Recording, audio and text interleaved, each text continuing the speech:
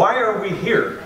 My question earlier was really about, what are we trying to accomplish? I think the reason I'm here today is because maybe I have a slightly different perspective than some of the people in the room. I've actually been inside the investment industry. I then left and started actually the charity that runs the ShareAction campaign 12 years ago. And then I was given the opportunity to go back inside the investment system to show that there are more sustainable ways to invest. And maybe Catherine thought that as part of that journey I had some interesting perspectives to share. So let me see here. I have a presentation here with a disclaimer, as I'm required to do, of course. Give you a quick introduction of who Ownership Capital is. If it clicks through. Maybe I'm going too fast. Well, maybe I'll just do it without the slide then until it wakes up. So Ownership Capital is a Dutch fund manager. It's not something you hear very often nowadays because most of the fund management industry in the Netherlands has basically passed on or been acquired by other people. We started about 5 years ago, having spun out from a Dutch pension fund called PGGM. Now we are very small. We invest 1.7 billion for our clients, but the value of the companies we invest in is over 850 billion. That is our playing field. That's the value of those companies. And so we actually believe that even when you're quite small, as we are within this industry, you're able to have an outsized impact. How to make change happen? I think it's very important if we're talking at this conference about how are we going to move things forward, then let's make sure we first identify the problem, identify the solution or possible solutions, and then think about how we make the pressure happen that's required to galvanize change. What is the problem? Catherine alluded to this. There we go. Catherine alluded to this earlier. Is this a problem of an industry that is simply doing what it's always been doing? Or is this a problem fundamentally of individual motivation? When I was 25 years old, I worked for a big US investment bank. And because of the nature of how we made our money, it was pretty clear to me that if I stayed until I was 35, that's how much money I would make. Almost guaranteed. Now, if you pick up a lottery ticket off the streets and it says 10 million on it, what are you going to do? You're going to cash that in. That is the nature of the beast that you're actually confronting here, the investment management industry. They take vast fees, regardless of performance. And again, once you know as a youngster that this is what you're going to be earning, you now throw yourself into the lifestyle. You buy the big house in London, and actually suddenly 10 million isn't enough to live on when you thought it was all the money in the world. And you get a glamorous wife who likes to go down to Cannes and do things like that. Before you know it, you need $1 million a year just to make ends meet. What a horrible life. Imagine that. But I think what's really interesting about that, of course, is that when you walk around the city of London, you will not see as many gray-colored, unhappy-looking people as anywhere else in the world.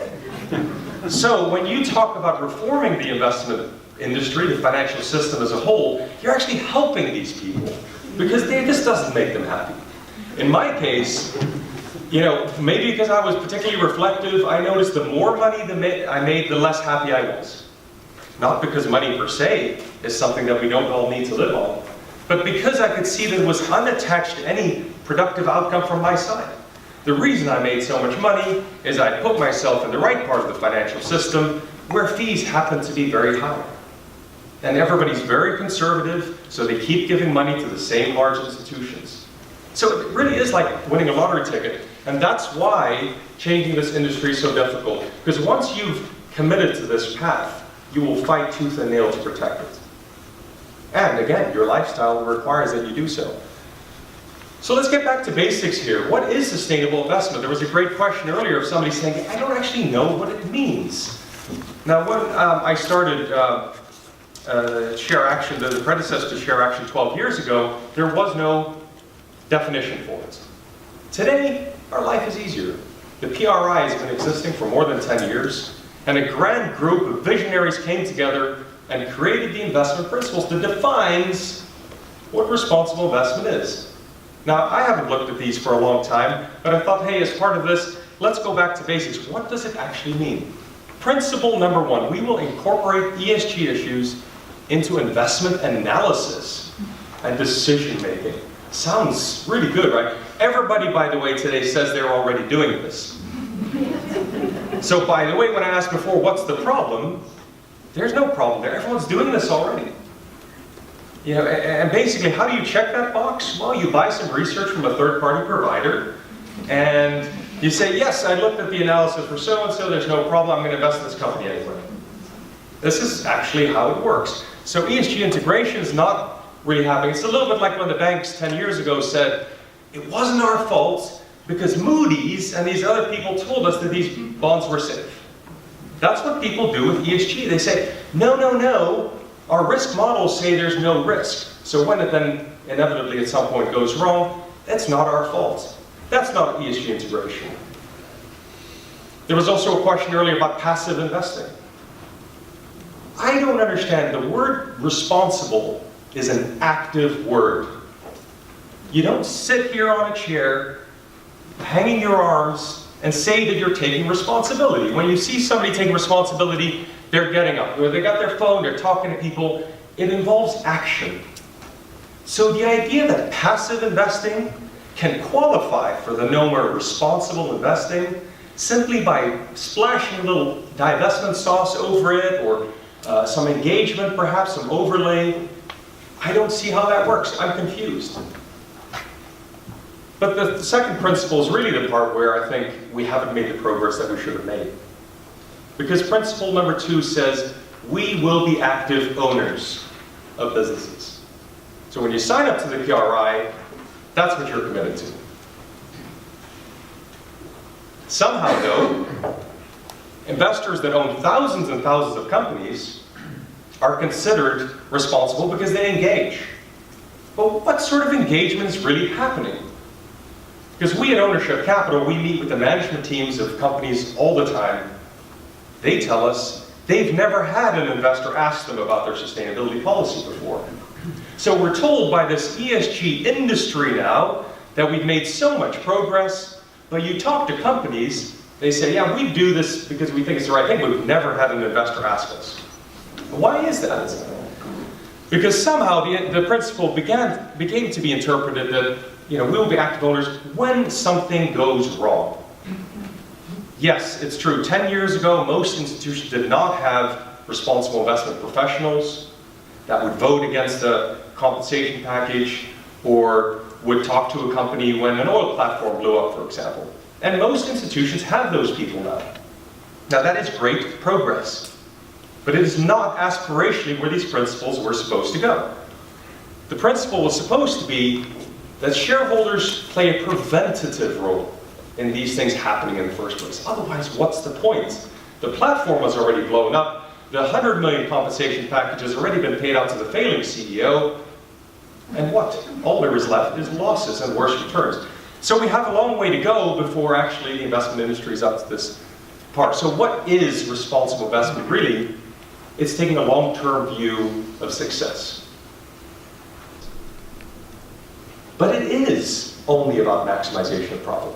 That is what trustees of pension funds are told they have to do within their fiduciary duty.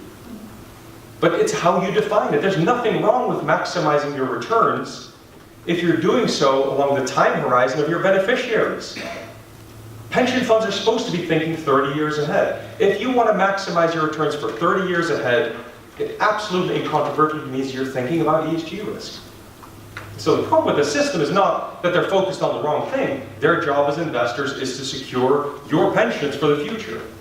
But they're trying to do so in the near term because they're focused on their own near-term payout as well. And it gets back to the problems of incentives. And so it's really about how do you solve this problem? Now, there have been a number of different solutions to sustainable investing. Products, if you will, that the industry is very happy to sell to you. Exclusion has been a huge red herring. People say, divest from these and these sectors. And you just get into multi-year debates about whether that's right, whether you're going to have a tracking error in your portfolio. And so it doesn't work. It does not work as a mainstream approach to these issues. Best in class. So people say, okay, well then don't invest in the bad companies, invest in the good companies. But what impact does that really have? I mean, at the end of the day, there's too few of them to go around, and you get back into the problem where people say, we can't artificially constrain our investment universe, fiduciary duty. So it's not mainstream. There's nice little niche products out there, and the last one, of course, is the thematic ones. Any pension fund that's considered a leader in the space has thrown some money into green something or other to make themselves look good. But what that really has meant that we've stopped paying attention to the largest bulk of their assets over here. They're not being invested with this long-term in mind. So we think the answer really is to go back to the principle of engaged ownership, where all investment strategies try to act as preventative owners. That is real long-term success. I don't need to tell you about the importance of investors, but hope is not a strategy. We can't sit here and soft soap one another and talk about all the great things we've done when the progress is not what it needs to be. And investors are the only party with the legal power to force a company to change their behavior. Governments can try to put down legislation. We all know how incredibly difficult it is and long-winded it is. So we mustn't forget the pivot. The key pivot is the shareholder. So how do you then do this at its basic principle? If I said to you, I want to have a 1-hour conversation with all of you in this room before the end of the day today, that wouldn't be possible. This whole investment ecosystem is based around avoiding risk and hiding in the index, which means people own thousands and thousands of companies. Even those pension funds that have big teams of people that go out and engage with companies cover at best 10% of the investable universe. And they often focus on a specific theme. They'll go to Shell and talk about carbon emissions, but they'll ignore the S, for example, as others raised earlier. They'll ignore the governance, the fact that maybe the CEO is not getting paid the appropriate amount. It's about a holistic approach, and to do that, you need to go back to the basics of investing. John Maynard Keynes, very, very successful investor alongside being an economist, first invented this approach, a limited number of companies, back to basics. And so what we do, it's popped ahead. What we do is we do deep long-term analysis into the companies we look at. Now what will that tell you? It will tell you that every single company out there has ESG risks. There is no company that isn't struggling with these issues. And so the question is, are they being proactive about it? What are they doing to solve those problems? Because if the big companies, if the large part of the economic ecosystem is not participating in these issues, then we're not going to get where we need to get to. So you have to go back to basics. So what does an investment strategy look like? A concentrated equity portfolio. And what are the results of this sort of approach?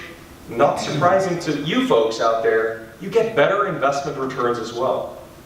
Not just ownership capital, but the few other managers that are out there that have been thinking about this for many years got vastly superior returns. So you can actually have your cake and eat it too. You can have better maximization returns while also integrating ESG. But it requires you to step away from the excessive diversification that so many strategies pursue. So to finish it off, how to solve a problem? It really is, it's going to require pressure. And whether that requires pressure from a government, or whether it's from the media, or whether it's from individuals. I know somebody in this room who personally has made sure that about $10 billion worth of investment capital has begun to be invested more responsibly, simply because they were a trustee of a pension fund, and later another investment institution. Us as individuals can, within our own circles of influence, also make a difference. So by all means, let us think about where we ourselves can start. And again, this is not about charity at all. This is about better protecting your money for the future. And if you're investing in industries that are going to be obsolete, that's not necessarily always the right approach. So we would argue time to go back to an engaged, traditional investment approach to solve many of these issues. Are there any questions? I was told that there might be a few questions in the audience. Is there a microphone? Well, maybe I can speak without a microphone. So do you want to say that you also invest in financial institutions and try for engagement? Sorry, maybe we do need that. Yeah. Does it mean that among your clients that you invest in is financial institutions, and from within, as an investor, you're trying to change some of the big financial institutions, and making this a cascade is first? And second, could you say about the geographical limitations of this approach? Because you must sure understand that this applies to parts of the world and not to the rest of it. Yeah, so that's a great question. We do invest in financial institutions. What our focus is as a long-term investor, because we only serve pension funds and endowments. As we talk about, for the case of financial institutions, their reputation. Talk about how important that it can depart on horseback, as we all know. And so, for example, we've invested in a US bank, that when we had the first conversation with them, that was only 3 years ago, they didn't know what we were talking about when we talked about having a sustainable strategy. And they didn't realize that if they didn't, 2 minutes remaining, if they didn't get ahead of this, then they would be in trouble. And so what they did in response to our engagement is actually reallocate some of their lending portfolio to low and middle income areas. Because they realized that if they weren't being seen as a good partner in society, it would also imperil their other business, which was more focused on high net worth clients. In addition, they started thinking about, hey, we serve millennials, they care about the environment, what can we do in terms of green mortgages or other products to actually be more specific and ahead of the game? So there are things that a shareholder can catalyze. With 1.7 billion invested in 850 billion of equities, we're a pretty small shareholder. But we make the business case to these companies that this is the right thing for their business to protect them over the long term. And that's the most compelling argument you're ever going to have. Don't try to say, forget about what you've all learned, think with your hearts, because you get a little donation perhaps, but they won't change what they do. You have to make it clear that this is for their business. Another question over here.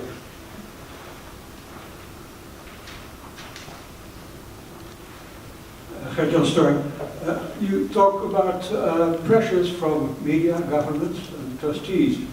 What is your experience and or view with pressure from government at the Dutch level or EU? And the reason to raise this issue is that when I look at what science has to say about risks and risk assessment, there's a lot on the table, but you don't get the impression that governments have really developed a proactive stance on this. And that is what you need in order to guide the process you talk about. Yes, sadly, there is still a lot of lack of knowledge with the regulators about how to actually get better engagements. In the Netherlands, for example, if a pension fund invests in a more concentrated way, the regulator actually penalizes them, saying this is higher risk than investing in the benchmark. And just logically, you have to ask yourself how that can make sense. That investing in something that you know really, really well, that's apparently higher risk than just blindly throwing your money into thousands of companies that you know nothing about. Intuitively, it makes no sense. And the principle of diversification will tell you that after 30, there is no benefit from further diversification. But in the Netherlands, for example, that's actually a damper. There's this belief that being more focused in your investing, doesn't work very well. So, 0 minutes remaining. There's a final question from the back. Let's give it to him. ResponsibleInvestor.com. Thank you, Alex. Yes, Daniel Brooksbank from ResponsibleInvestor.com, cover this area. From a media perspective, Alex, do you ever get the sense that from your clients that you're used as a human shield for some of this stuff? That we've got some money with ownership capital, we've got some money with generation, and therefore our duties in this area are being taken care of by our agent. So therefore we don't have to think about this too seriously because you're out there on our behalf doing the good work, and as a client I don't have to, I've outsourced that to you. Is that a sense? Well, I think certainly if you were a skeptic, you might say so, that just like people put some money into a microfinance fund so that people think that they're doing the right thing, that investing in a more sustainable equity strategy would be a similar sort of ploy, if you will. But what's interesting, what we've seen over the last few years is as we get in there, maybe it's more of a Trojan horse sort of approach, they see better returns. They see lower risk. And so then they start looking at all the other managers they have, and you've just massively raised the bar on what they expect from them. So when you talk about ESG integration, you show them advanced risk modeling. They show them that all of our people are out there meeting with management teams to really understand what's going on, rather than relying on some overlay, research product. They're actually doing the work themselves. Now they go back to those managers and say, hey, why aren't you doing that? And so what we've seen quite interestingly is that, yes, initially you come in and you sort of set a different standard, but slowly but surely that good behavior does start to filter through to how the trustees of those organizations think about their other managers as well. Great. Thank you everyone so much.